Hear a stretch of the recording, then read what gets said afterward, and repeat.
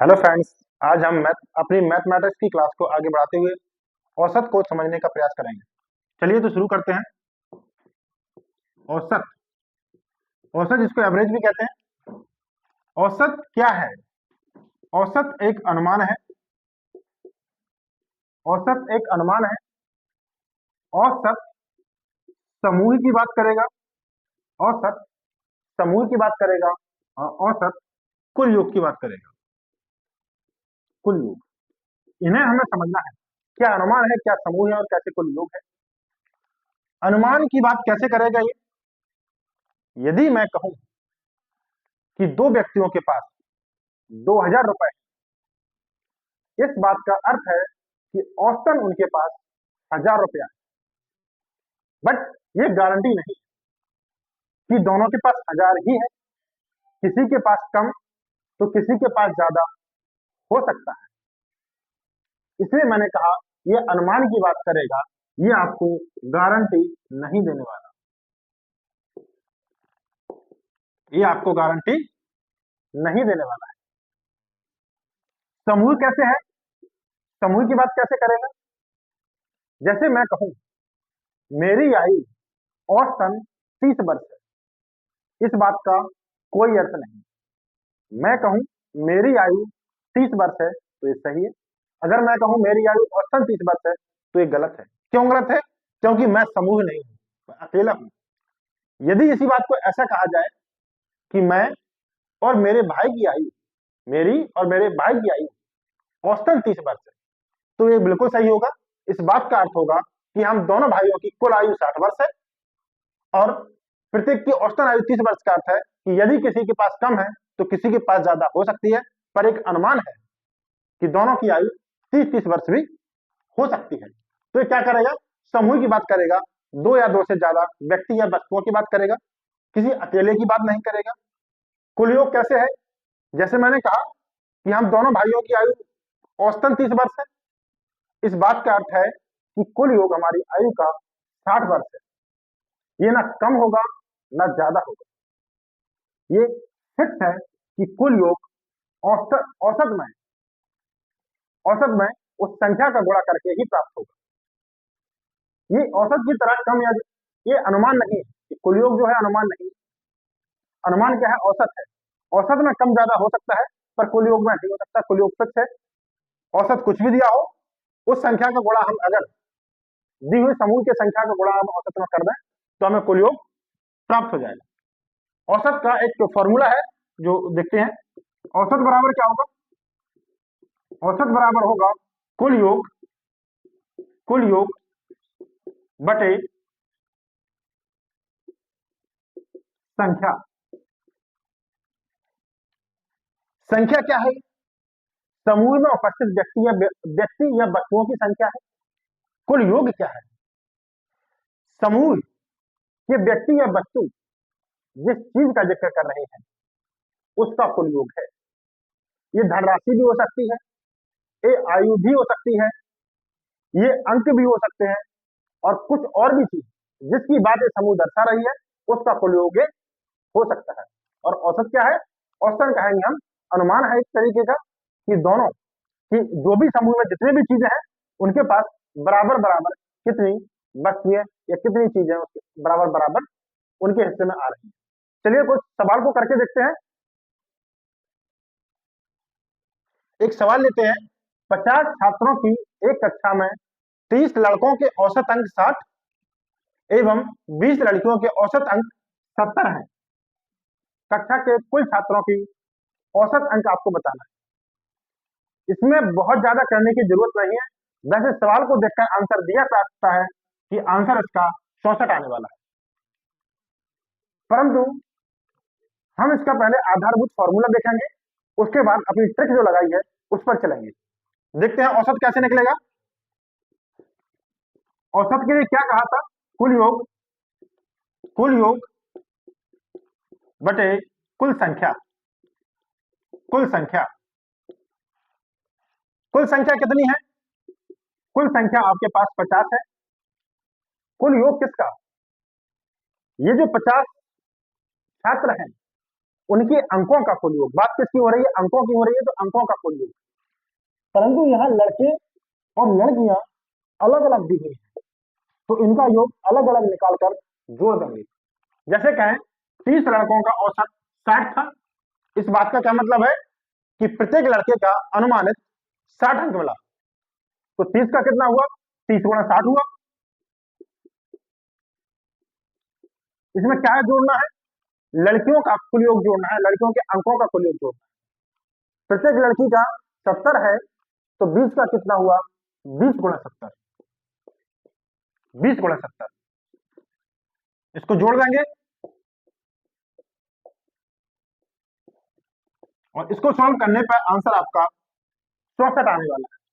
ये आपका कुल छात्रों का औसत बता देगा।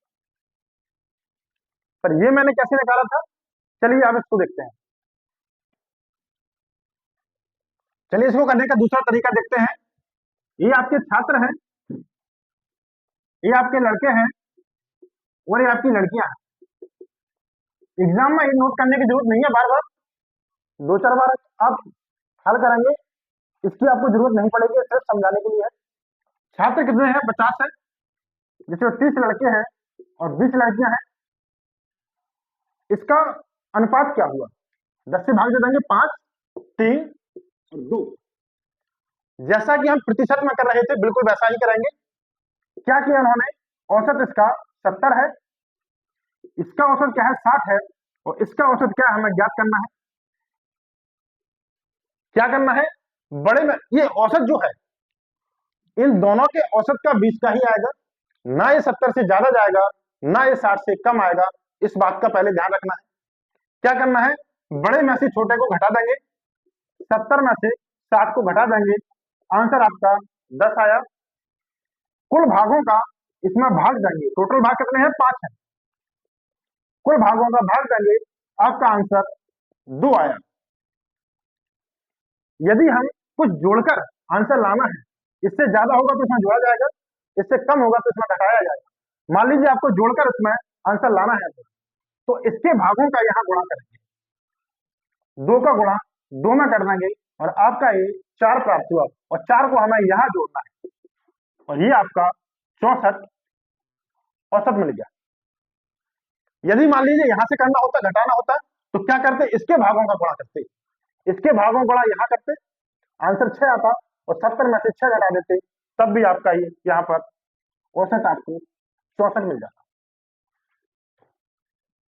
मान लीजिए ये जो औसत दिया है, ये समान दिया होता, फिर कैसे होता? चलिए उसको भी देखते हैं।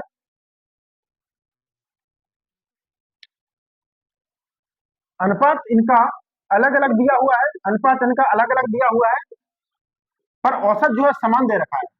उसने कहा 60 अंक औसतन इसके थे, लड़कियों के थे, और 60 ही अंक औसतन लड़कों के थे, तो आपके 60 ही औसत आएगा।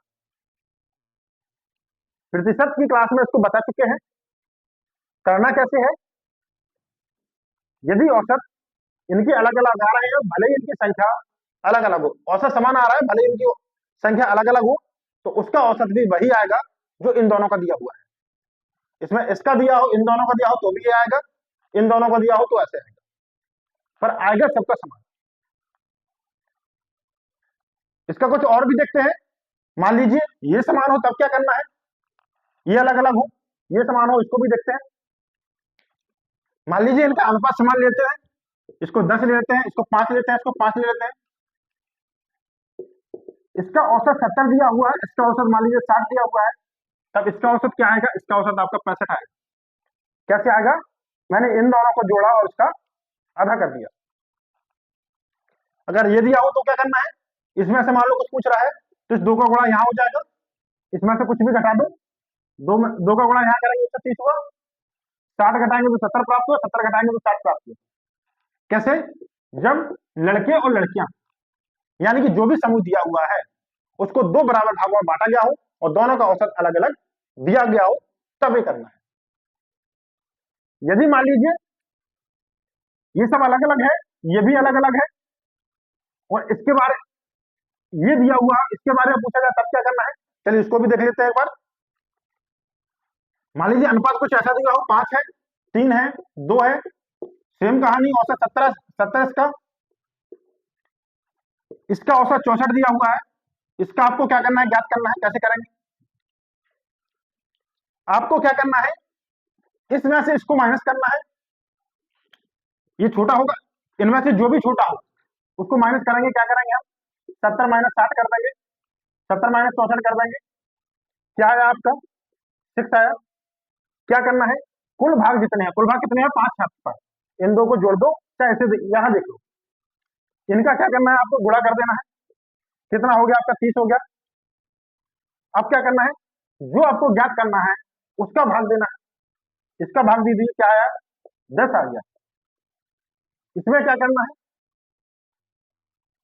इसमें क्या करना है,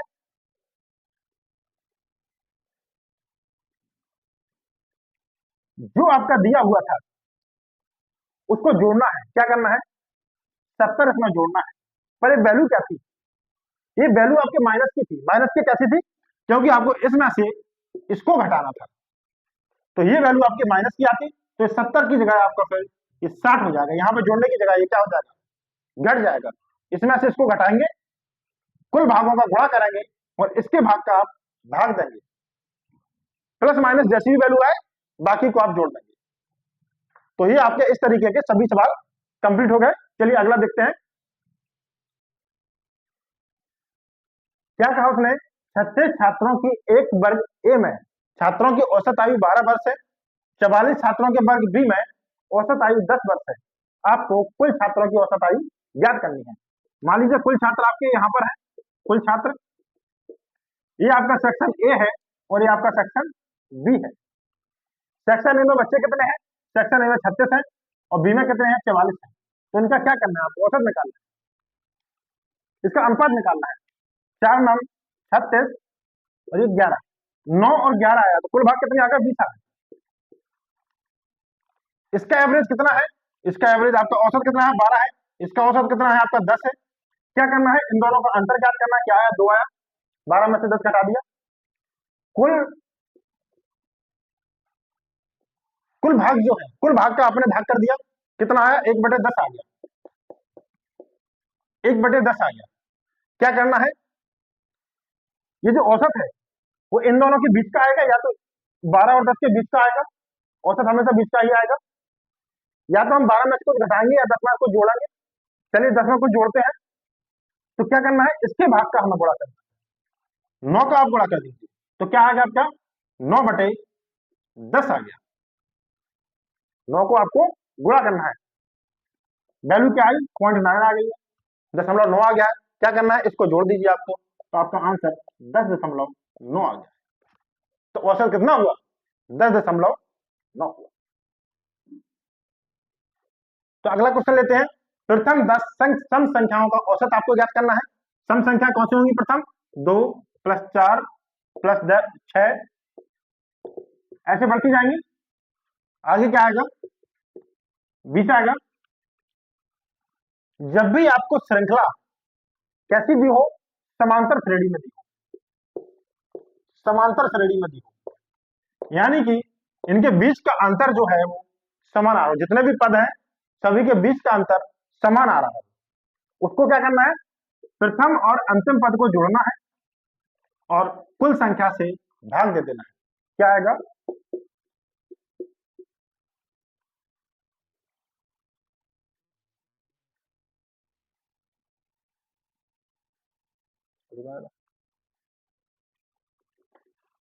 क्या करना है? प्रथम और अंतिम पद को जोड़ना है और उसका आपको आधा कर देना है। कुल संख्याओं से भाग नहीं देना है, आधा कर देना है। आपका आंसर 11 आ जाएगा। यानी कि देखिए बिल्कुल बीचों बीच की संख्या होगी। यदि हम 10 संख्याओं में से 5 इधर छोड़ दें और 5 उधर छोड़ दें, तो यहाँ से पांचवी जो बनेगी वो आपकी 10 बनेगी और यहाँ से पांचवी जो बनेगी वो आपकी 12 बनेगी। तो औसत बिल्कुल इसके बीचों बीच का माना जाएगा, जो कि क्या आएगा? 11 है। सेम कहानी यहाँ है।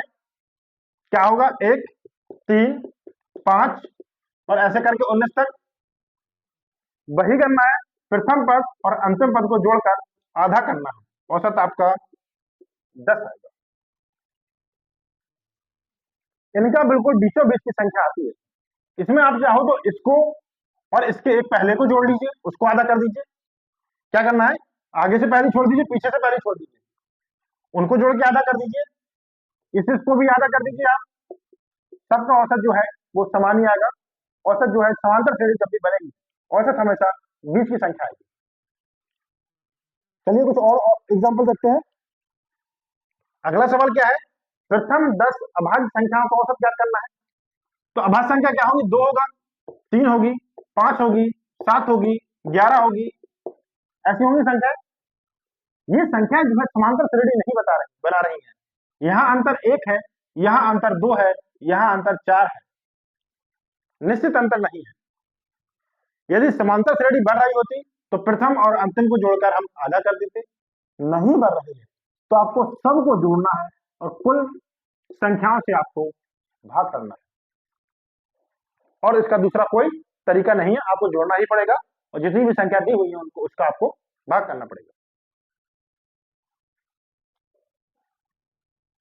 3 संख्याओं का औसत 15 है, दूसरी और तीसरी संख्या का औसत जो है 12.5 है। पहली संख्या ज्ञात करनी है। जो मैंने जो तरीका बताया था स्टार्ट में, वो 2 संख्याओं के लिए था कि यहां पर 2 संख्याओं का योग यहां दिया हो, 3 संख्याओं के लिए नहीं है। 3 संख्या के लिए वही है जो हमारा आधारभूत फॉर्मूला है। क्या करना है, इसका योग करना है और उन सब के योग के बराबर रख देना है। एक संख्या का औसत 15 है या 3 संख्याओं का औसत 15 है, इस बात का क्या मतलब है कि सभी संख्याएं अनुमानित या मान लीजिए 15 ही है, तो टोटल कितना हुआ, 15 गुणा 3 हुआ। संख्या का गुणा किसमें करना है, औसत में करना है। पहली संख्या ज्ञात करनी है आपको, पहली संख्या मान लीजिए यह पहली है, पहली ज्ञात करनी है, और दूसरी और तीसरी आपको दी हुई है, बट क्या दिया है, इनका भी औसत दिया है। दो संख्या दूसरी और तीसरी का औसत 12.5 है। इस बात का अर्थ है कि संभव है कि दोनों 12.5 है, तो दोनों का योग कितना हुआ, 2 गुणा 12.5, यानी कि 25। 25 में से आप इसको घटा दोगे, इसमें से आप 25 को घटा दोगे तो आपकी पहली संख्या आ जाएगी। आज के लिए बस इतना ही। कल पार्ट 2 लेकर आएंगे और पार्ट 2 में कुछ और डिफिकल्ट क्वेश्चन जो है उनको देखेंगे। Bye bye and take care.